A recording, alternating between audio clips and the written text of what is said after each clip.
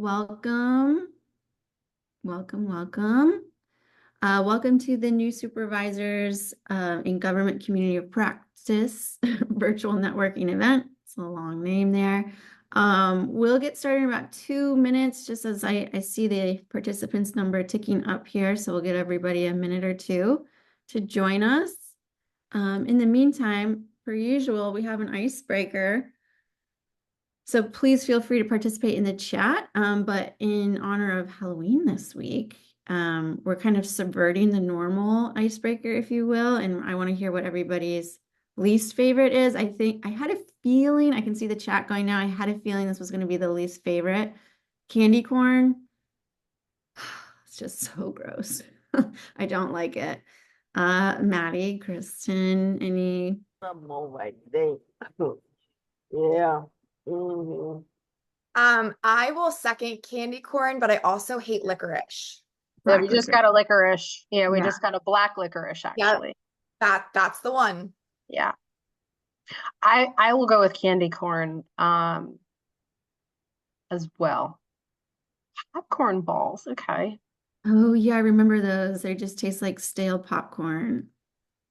Sour candy. So sour candy is my absolute favorite. Sour Patch Kids, those sour ribbons, that is what I'm here for. So Caramel apples we just got, which I do agree is controversial. yeah. But I love a no lick, so we'll let it go. Let's see, do we get any Licorice others? Yep. Licorice. I think licorice is divisive for sure. Candy corn. Yes. I think there's someone at GovLoop who loves candy corn, and it causes an issue every Halloween because no one acknowledges that as a good candy. But okay, we're at 4:02, so we have plenty to cover today. So let's get started. Welcome again to the new Supervisors in Government Community of Practice virtual networking event. Welcome back for those of you who have joined us before, and welcome to any new attendees we have with us today. Just as a reminder, this is a space for new supervisors in government or those aspiring to be new supervisors in government to come together, hear from our expert speakers, and connect and learn from each other. My name's Leah Anderson. I'm the digital marketing director here at GovLoop, and I host these conversations every month. There is a chat, as some of you have already discovered here. So sorry about the sunbeam coming straight through, but I should go in a few minutes. Feel free to use that chat. It's an open and public chat, but we do encourage you to engage with one another. Put questions, comments in the chat. We'll try to get to as much as we can in there, but I'm keeping a close eye on it. And just another reminder, we do have a LinkedIn group for this group specifically. So if you'd like to connect further or ask more questions, please do so in that LinkedIn group because we can get back to you there. A link to the LinkedIn group will be in the follow-up email that you'll get from us tomorrow.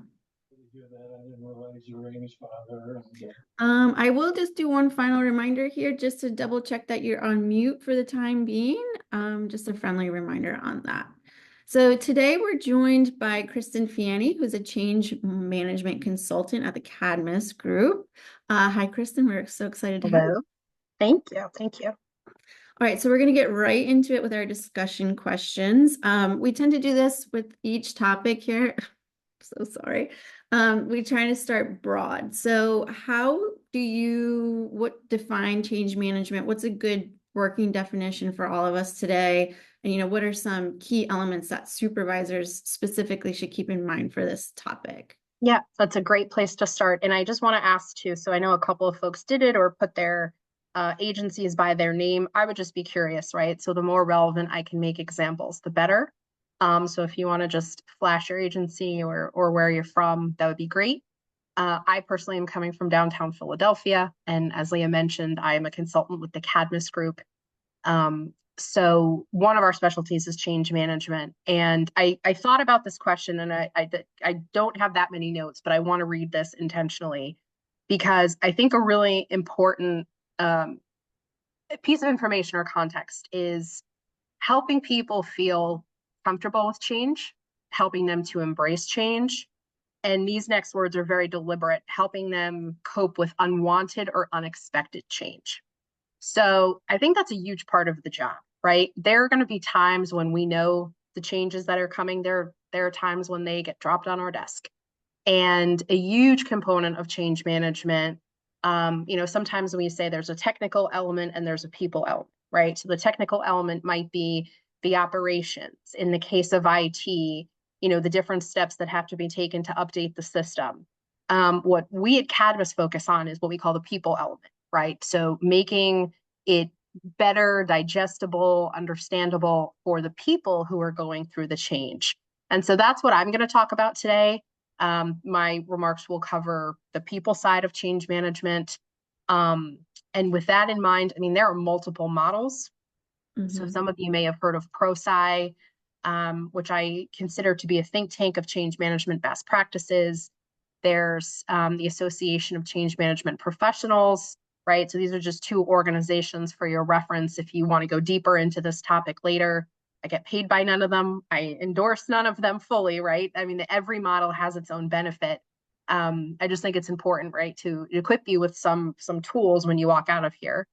And so all of them get to, again, the idea that there are individual, or I should say the way individuals cope with change is an important part of it versus how teams cope with change versus how organizations cope with change.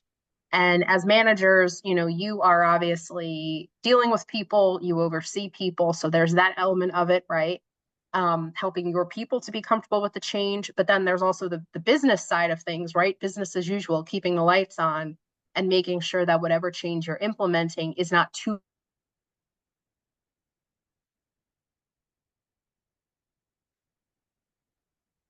I think maybe we froze for a second.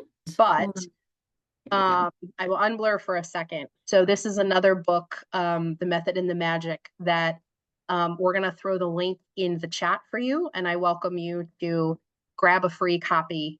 You're more than welcome to take advantage of this. It's a book written by someone at the Cadmus Group.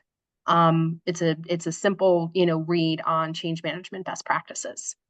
So long story short, the way we define change management, if you're coming into it, as some do from an operations background, you might put a little bit more of an operational spin on change management. You may put a little bit more of an IT spin. Because I'm coming from communications and a background in international development and a little bit more humanitarian field, I tend to think of it as helping people feel comfortable with something they may not want to deal with, if we're being blunt, right? It's a lot of it is helping people cope in the hope that they will soon thrive and change. Okay. Yeah, that's really great. I like the positive take on it too, framing it positively. And that's a perfect match for the group here today as new supervisors, people who are aspiring to be in those positions. The people side of it is so important. So we can move right along here. Next question for you is what are a few communication tactics we can use to help our teams understand change? So this can cover the full gamut of communication mediums, verbal, written, presentations. So what are a few tactics you would recommend? Sure. And I think that's exactly it, right? It has to be multidimensional. So, again, the folks who have an internal comms background or thinking about communications on their team, whatever the change is, should be a subject, right? It's a topic, and you leverage your existing channels to make it better known. So that also helps with, overcoming the change itself. Let's say hypothetically, your organization is very email heavy, right? Which a lot of federal agencies still are. And, you decide, what, we're just going to throw everything up on the intranet and we're not going to rely on email. That's a change in and of itself, right? That's a behavioral change on top of whatever the change that you're implementing is that may come back to bite you because you're asking people to do something, multiple things that they're unfamiliar with. So I always advise that you use the channels that are most comfortable and familiar to people. So again, if that's email, take advantage of it, unless you specifically say in your onset of when you're kicking off the project, what, we're going to use this change. So let's go with the example of an IT implementation, because I think that's a common one in government, right? A lot of funding and attention around IT modernization. So unless we say as part of our IT modernization, we are going to get people using Slack and we're going to reduce their reliance on email, unless we build that into the requirements, we probably should not do that. So one, stick, with what people are comfortable with. I also want to throw out a tactic that we've seen work, and it's tried and true, which is an ambassador network. So, having peers who embrace the change a little bit earlier than, you call it a pilot group. Sometimes it's, a user acceptance group in the case of IT, but having peers embrace change before the general population, they're in a position to be trusted. They can also answer questions in a way that you as a supervisor may not be able to. There's going to be a different sort of trust and comfort talking to a peer than there is to a supervisor or a leader. And so, as part of your change rollout, having a group of peers be available to answer questions and host lunches and learns or things like that, that makes a big difference. But to end this question, let's, we're here as leaders, right? And so please don't underestimate your role in embracing change and what we call sponsoring it, right? You as a leader, having one-on-one conversations if you think there's some resistance that you want to mitigate, or being available for open Q&A, right? Even if you don't have all the answers, just being available and showing your team that you care about this, you care about them, you want to make this change as comfortable for them, right? We're going to figure this out together. Just your presence in and of itself is a communication tactic that should absolutely be leveraged for success. Okay. Yeah, that makes sense. I think too, just in the context of, again, new supervisors and people taking this role on for the first time, maybe, is there something, and this is a little off the cuff, it's not one of our questions here, but Sure. Is there something you would recommend for people doing it for the very first time? So you yourself, if you're a little uncomfortable with change, it makes you nervous and you're stepping into it for the very, very first time. Yeah. Maybe just like one piece of advice you would give someone. Yeah, and I think that's a really great point. So I mentioned these organizations, right, that study change, and they've done research that indicates that you as a leader have to go through change as an employee first. So before you can be a sponsor, before you can be an ambassador on your own, you have to go through the ebbs and flows of change. And so, there's something we call the change curve, whereby, you learn about it and then you take a dip, right? And if you don't take a dip, that's great, but it also may mean you're not absorbing it fully, right? Because it's expected that your enthusiasm is going to go down before it goes up. And so as a leader, you should anticipate that as well. You should plan for that. There's nothing wrong with that. In fact, that's quite healthy and expected. And so, take that time for yourself to understand the change, to work out any tension or feelings you may have about it, before you go out to your teams, right? Because, and I think that's an important point, that, as a new manager, you're being put in a hard position as it is. Any change is going to be hard, right? And again, just to be simplistic about it, just in case, when we're talking about change in this context, it could be a new IT system, it could be a new structuring of your team. In the case of government, right, it could also be a new appointee or a new set of legislation that you have to look to implement. I mean, change is a very broad definition, and so every organization is going to be different. But, as a new leader as well, that in and of itself is a change for your team, because you're all learning each other. They're learning your expectations and personality. And then, on top of it, right, we've got IT modernization, or we've got a new piece of legislation. So in the context of whatever the transformation is, there are so many interpersonal dynamics that can be exploited for good, right? Which we'll talk about in the last question. But point being is, you are an individual as well. You are a leader, but you are also an employee at whatever your agency is going through change. And so take the time to embrace that experience before, going out to your team and shedding a point of view. Yeah. That makes a lot of sense. I think, thank you for saying that too, because I think that can help set expectations as a supervisor that this is not going to be a flawless process. People are human, there's ebbs and flows. So just understanding that from the beginning, I think what you're referring to as the dip, if you can anticipate that, that might make it less scary. Like that's actually a natural part of this Right. transformation. And two, I want to, so my colleague Lori threw a point in there that I want to mention, which is the why. Mhm. There's a lot of data as well that if people know why, even if they don't know what, if they don't know when, if there's a basic why that they can get behind, it also creates comfort. Why are we doing this? We're doing this because our systems are no longer secure, right? And we face a national security threat. Okay, that makes sense, right? I can get behind that. I can deal with a little bit of personal discomfort because I understand that whatever the change is bigger than me. It's part of our mission.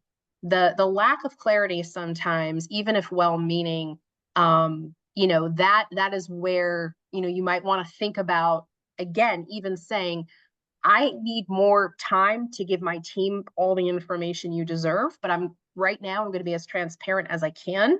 Going back to communication tactics, right? I'm going to tell you everything as a leader that I know, and we're going to go on this journey together. Right, totally. Sounds very familiar to my communication strategies with my two toddlers right now. It's like to get any change done, like if it's just, a string of whys, why. But once they get it, it's much easier, it's much smoother for us. So that's an interesting point too.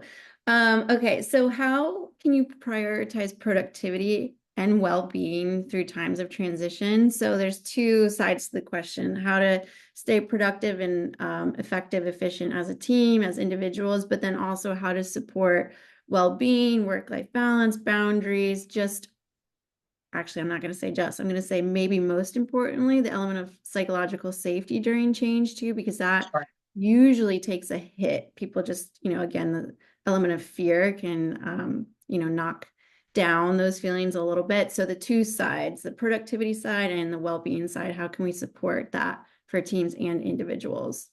Yeah, so let's start with productivity. In government, we have rhythms, right? End of fiscal year, we know it's coming around. Um, Performance reviews, we know generally when they're coming around. FEVs, and FEVs readouts, right? Which is another thing that Cadmus specializes in. We know when those things are happening. And so my best advice is to deconflict and to prepare for those things. In order to then make room and space for the things that you don't know that are coming, right? And so, a great example of this is either quarterly planning or a yearly roadmap. We've done projects like this where maybe different teams have disparate resources, even just a singular view, and it doesn't have to be anything fancy. It can be an Excel, right? Or even a Word document. You don't need fancy software to get something like that done if you think that might be an impediment. But just knowing, okay, I know September is going to be busy because we're going to be doing budget planning. So because my September is going to be busy, if something pops up that my team is going to have to work on or adjust to, maybe let's try not to do it in September, right? Let's look at our interdependencies, let's look at our conflicts and see when else we could do it. And from that perspective, again, we know change is constant. Things happen. They just do, right? COVID is a classic recent example of change happening and everyone having to adjust to it. But there are things you can foresee. And so my advice is to really get a plan around those to give yourself the space to then, anticipate. Now, with that said, right, today's topic is change management. You can manage change. So to think that that it's just going to pop up on you and there's nothing to do about it, absolutely not. That's why change management as a discipline exists, right? And so to get a little bit, back to the definition, and I mentioned these resources because they're very helpful in thinking through a framework for change, right? If you as the leader are responsible for what they call change management, if you're not going to get support, or let's say there isn't the infrastructure and it's really on you to guide your team through change, right? There's a few steps you take, right? And I'm going to keep this very simplistic because we've got 11 minutes and, find me on LinkedIn. We can chat all day about this, right? But, you want to know the impacts to your team. You want to know flat out if this, again, let's use IT implementation. If this IT implementation is happening, my people need to learn a new process. They need to log into this tool every day. They might have discomfort with this new tool. Maybe I need an app for them, right? Because they're on the go, they're around, out and about, and they're not at their desktop. So you want to think through the practical implications of that change. Then to the point about communications, okay, how am I going to socialize this, right? Mhm. How am I going to make this known? Is it through email? Is it through one-on-one meetings? And so point being is, to going back to productivity, you don't just do it, right? Mhm. The way you would plan anything else, you take a step back as much as you can, and you think through a programmatic way in which to roll out the change that allows people to keep working on their day jobs, right? And doesn't, distract from that, but makes this a systematic and thoughtful integration with how you're doing your work. So that's on the productivity side. And the well-being, again, I don't know that I have a clever answer for this that's different than, how you would do this otherwise. Just recognizing people are human, right? We said this before. People are going to experience change in different ways. We all, for better or worse, bring our life with us and our personalities with us to work. And so, if you have someone on the team who maybe is a little bit more anxious or a little bit more timid, you might want to treat that person slightly differently, maybe have a one-on-one with them, expecting that they are not going to be the one to raise their hand and say, hey, I'm really uncomfortable with this, So I don't know that change in and of itself is very different in terms of managing well-being, that's probably a webinar for another time, but as a manager, I would say, to recognize silence, right? Mhm. Silence sometimes is not consent. Silence can be discomfort, especially in the context of change management. And something I can mention now is just check in on people, right? Check in. Don't make assumptions that things are going great. One of the things as a leader in change management, you always want is information. You always, again, in the method and the magic, we refer to it as removing the guesswork. As many questions as you can ask, as much data as you can get, in terms of not only how are people feeling, but what risks do you foresee? Or, maybe again, I'm not seeing something on our change calendar that is a blinder for me. The more information you have, not only can you help with the productivity and the planning, but it also helps to alleviate some of that natural anxiety that comes from change. Sure. Yeah, that makes a lot of sense too. We do have some worksheets because, like you said, the sort of emotional well-being and mental health part of change is a huge topic, dense on its own. But we'll make sure to put a couple of links. We have some worksheets that are actually really handy around sort of the well-being side of things, so we can put that in the follow-up email too. But that's really helpful. Thank you. Okay, we have two more questions to cover. So the next one is, let's identify maybe some common mistakes we can avoid. So really simple sort of things that's just, people can keep on their radars, like little red flags. Let's avoid this, let's avoid that around change management. Right.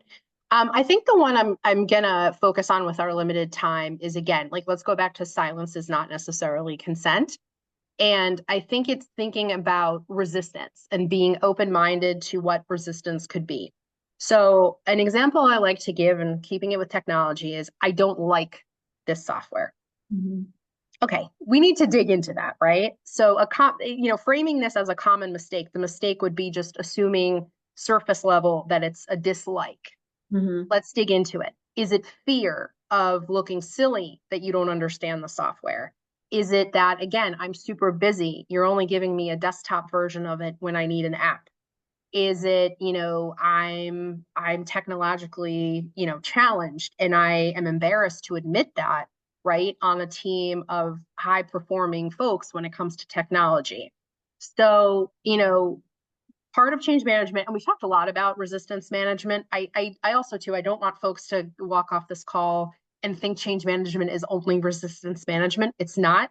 again, if you explain the why and you bring people into the process along the way, you're going to get a lot of buy-in, Mhm. making people feel like they're part of it and they have a role in it, right? But for those who are maybe your resistors, Mhm. you want to dig into the resistance and understand the why of that, so then you can mitigate it correctly. Because maybe it's extra training, maybe it's thinking differently about that person's role, or incentivizing them or motivating them in a different way than what you were planning on doing. And so you can't get to the root of it if you don't understand what that root is, right? So I would say that's a common mistake. Again, not asking questions, not it doesn't have to be a survey, right? We always talk about survey fatigue, especially in the government. It really can be, hey, I know I mentioned this change happening in our last meeting. How do you feel about it? Right? Tell me honestly. You would rather have that information early on, so that you can plan with it and use it, than make assumptions and build a change strategy around certain communications and training tactics, and then realize later on it's not the right approach, right? You want that information often and you want it early. So not asking questions and not checking in with folks at the ground level, I would say that's a common mistake. And then again, I'll repeat this one, not embracing the change for yourself first, and going through your own process, your own understanding, leaning on your leadership to ask the right questions, asking for the resources that you need, and identifying the risks that you foresee as a leader, as much as possible, right? And sometimes we know this, we know life in government is it's not always rosy, and we're under resourced, and we're doing a million things at once, and we're that's fine. But as much as you can anticipate these things before you really kick off your change, at least have them in your back pocket so you can raise them when you need to, so you can ask for help when you need to.